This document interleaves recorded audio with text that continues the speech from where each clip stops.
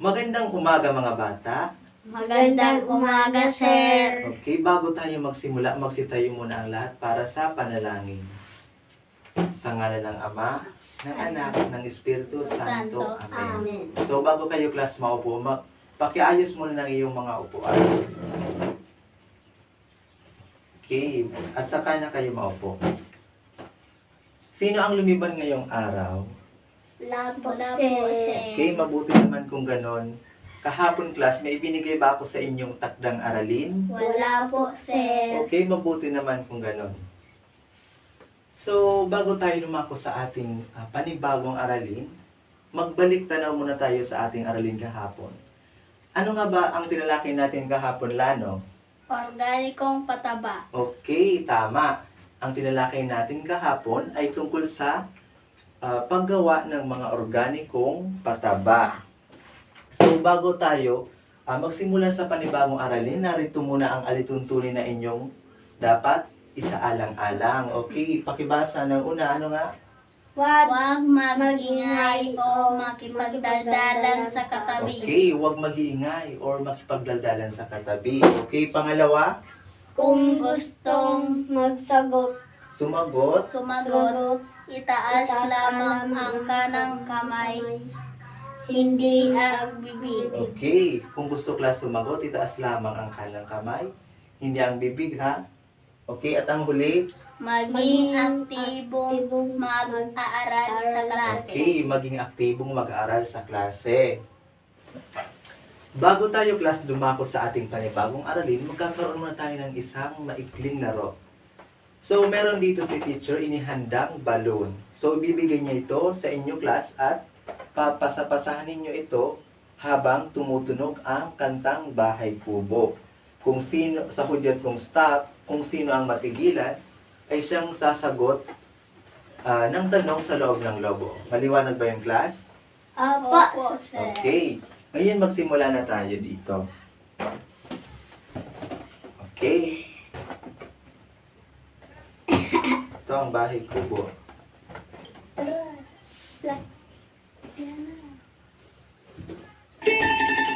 Hiraya!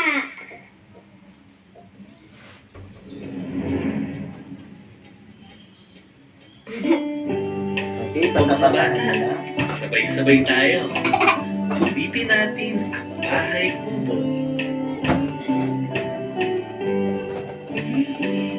Bahay kubo. Pasa lang class.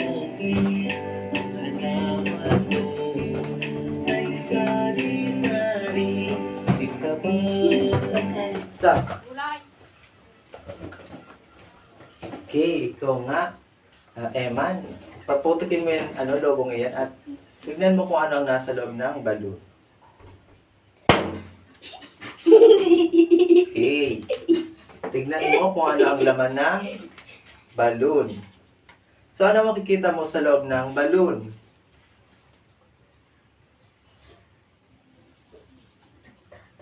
Nagtatanim ng... Gulay. Okay, mahusay. Ang nasa loob ng balon ay ang isang mag-anak na nagtatanim ng mga halamang gulay. Okay, pagpatuloy na natin. sigarilyas ang matunog. Sikaw, bataw, pagkain. Putol, patol. Stop. Okay. Yes, Lano, ikaw naman. Alin ko?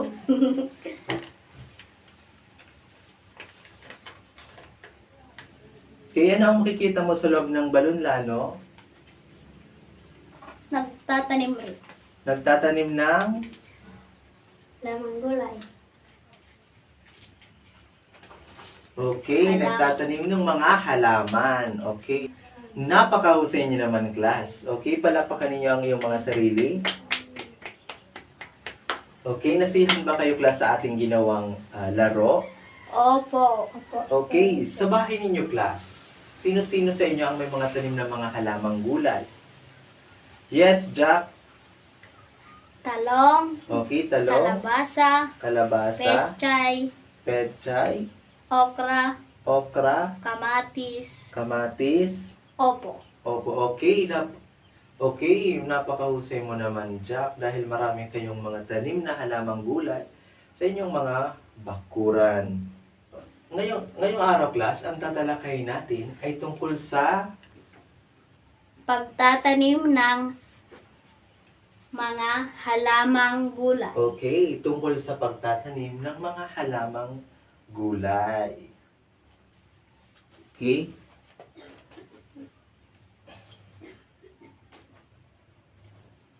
Meron ditong inihandang mga larawan si teacher.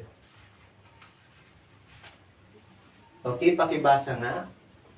Paraan ng pagtatanim ng gulay. Sa paghahalaman class, meron tayong mga pamamaraan sa pagtatanim ng mga halamang gulay. So, sa una, ano ang nakikita nyo?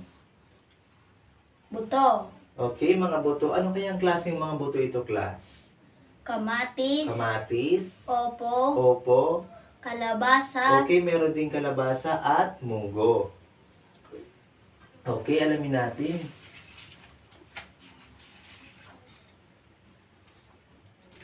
Okay, pakibasa nga. piliin ang Yan, no? buto na gagamitin sa paghahalaman. Okay, piliin daw ang buto na gagamitin sa paghahalaman. So, bakit kayo natin pinipili ang buto sa paghahalaman? Okay, very good. Upang lumaki at maging maganda ang tubo ng mga halaman. Okay, by the way pala class, ang buto pala ay mayroong tatlong parte. Nariyan ang seed coat, cotyledon, at Imbrown. embryo. So, okay, ano nga yung class? Tatlong parte ng buto? Seed Seed coat, coat, cotyledon, cotyledon, embryo. at embryo. So, anong, okay, paki-spell mo nga lang ang salitang buto. B-U-T-O. Okay, very good. Okay, pangalawa naman ay pakibasa nga. Kailangan ay masa ang lupa. Okay, kailangan daw ay mamasa-masa ang lupa. So, kailangan class mamasa-masa ang lupa upang agad na kumapit ang buto at upang madaling tumubo ang mga halaman. Okay, at ang pangatlo naman ay May sapat na distansya ang halaman. okay. May sapat na distansya ang mga halaman. So, bakit kaya class kailangan na dapat may sapat na distansya ang mga halaman? Upang hindi sila magsiksikan at hindi mag-agawan Sa tubig. sa tubig at nutrisyon. Okay, at ang pang-apat naman ay okay, pakibasa ulit. Regular na pagdidilig sa halaman. Okay. Kailangan daw class na regular ang pagdidilig ng mga halaman. Okay, meron tayo class regular na pagdidilig ng halaman tulad ng mga pechay at iba pang halaman. Pero may mga halaman din na twice a day or weekly ang pagdidilig ng mga halaman. So, napakahalaga class ang pagdidilig kasi ito yung pangunahing pinagkukunan nila ng sustansya at pagkain. At ang panghuli class ay pakibasa. Paglagay ng Insecticides, insecticides, pesticide, at pataba. pataba. Okay. So, bakit kaya kailangan natin maglagay ng mga insecticide, pesticides, at pataba? Upang tumubo at hindi dapuan ng mga insekto at anumang sakit na magdudulot ng pagkasira ng mga halaman. So, batid ko kalas na mayroon na kayong natutunan sa ating aralin ngayong araw. Kaya naman mayroon na akong inihandang pangkatang gawain. So, hahatiin ko kayo class sa 3 grupo. So, ito yung unang pangkat, pangalawang pangkat, at pangatlong pangkat. So, narito class ang rubrics ng pagmamarka.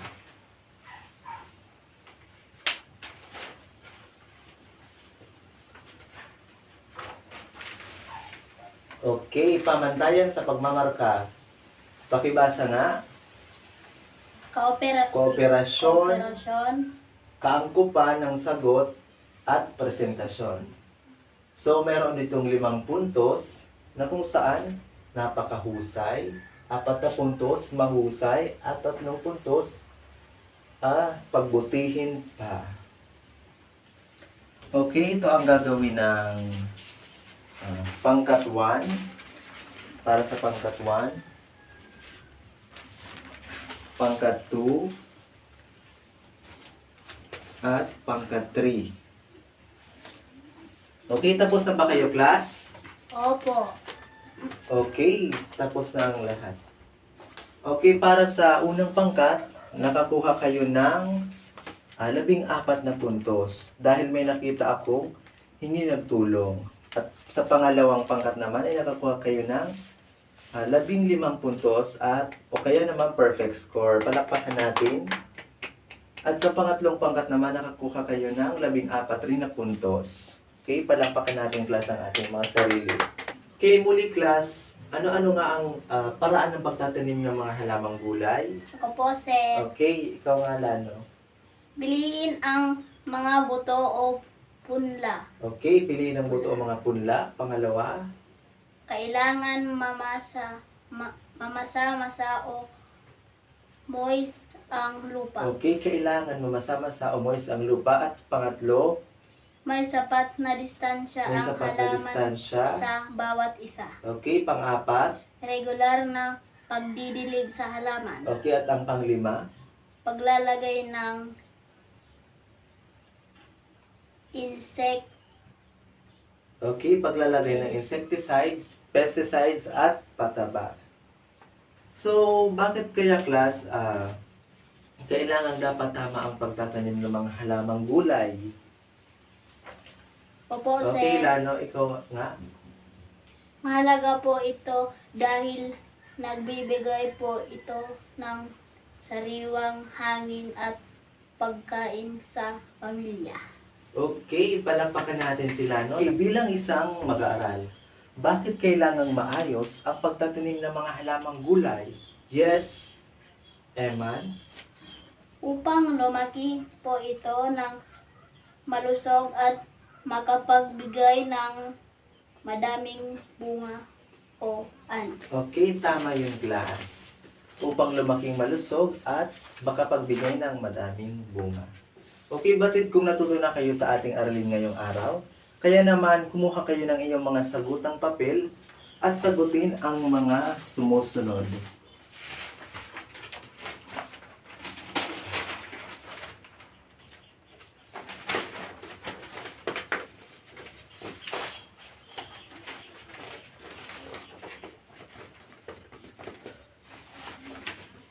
Okay, tapos na ba kayo, class? Opo. Okay, sino kukuha ng perfect score? Taas ang kamay. Okay, palakpakan natin. Sino naka 4, 3, 2, at 1. Okay, mahusay class. Para naman sa inyong takdang aralin, pakisulat ito.